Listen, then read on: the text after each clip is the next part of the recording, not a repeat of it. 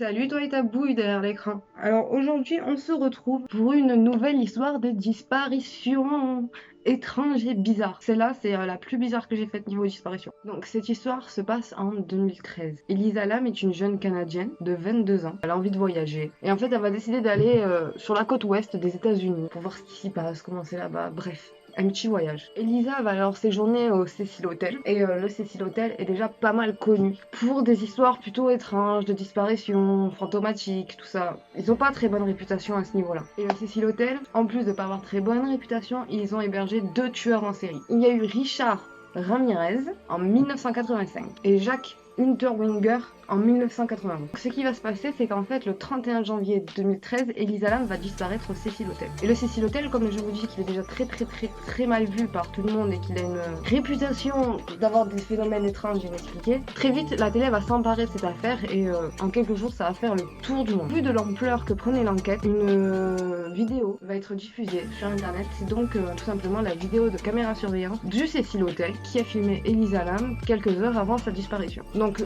sur la vidéo, on peut voir qu'en fait Elisa elle a pas l'air très bien, elle a l'air perdue, on dirait qu'elle a peur de quelque chose mais qu'il y a juste rien en face d'elle. Je sais pas comment vous expliquer, donc je vais juste vous montrer la vidéo et vous allez juger par vous-même. Donc pendant 3 semaines, on va faire des enquêtes sur est-ce qu'elle est partie, comment a-t-elle disparu. Vous le voyez vous-même sur les caméras, on voit rien d'autre en fait, ça s'arrête après, il y a rien, donc on sait pas où elle est. Et 3 semaines après la disparition, en fait ce qui va se passer, c'est qu'il y a des clients de l'hôtel qui vont commencer à se plaindre de l'eau. Ils vont dire que l'eau a un goût bizarre, une odeur bizarre, une couleur bizarre, et du coup ils vont tout simplement aller vérifier les conduits d'eau. Qu'est-ce qui se passe? En rentrant dans une des citernes, ils vont trouver le corps d'Elisa, nue dans la citerne d'eau. Donc depuis tout ce temps, elle était là en fait, elle avait même pas eu le temps de bouger de l'hôtel. À la suite de tout ça, on va découvrir que Elisa était bipolaire. Ils vont conclure tout simplement un accident. Donc à cause de sa bipolarité, elle serait tombée, elle se serait noyée. Alors, je connais pas du tout la maladie de la bipolarité. Mais je pense pas qu'on puisse se noyer parce qu'on est bipolaire. Enfin, je veux dire, ça n'a pas tant de rapport que ça là. Le fait d'être bipolaire et de se noyer accidentellement, enfin, je veux dire, même si t'es bipolaire, tu te rends compte.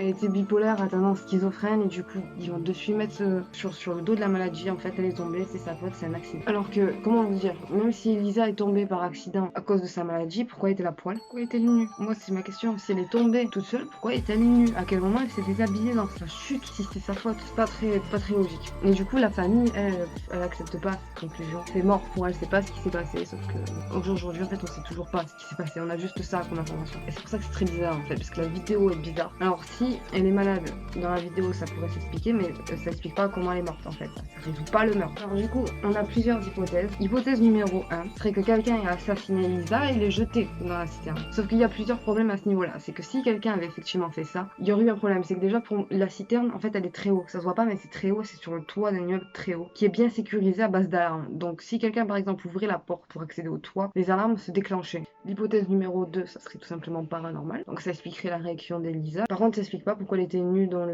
la citerne. Hypothèse numéro 3. La maladie d'Elisa l'aurait poussée elle-même à se jeter dans la citerne et à s'y laisser mourir. Déjà, là, c'est pas ce problème, c'est que pourquoi? D'accord, ok, elle avait ça, mais pourquoi c'est-elle nue? C'est la question que je me pose depuis le début, en fait, c'est le fait qu'elle est nue, moi, qui me dérange. Aucune des 3 hypothèses ne me satisfait. Donc, je sais pas. À vous de me dire, là, déjà, laquelle des 3 hypothèses vous trouvez la plus plausible en commentaire. Vous me dites 1, 2 ou 3, tout simplement. Et si aucune des 3 ne vous convient comme moi, dites-moi votre théorie à vous.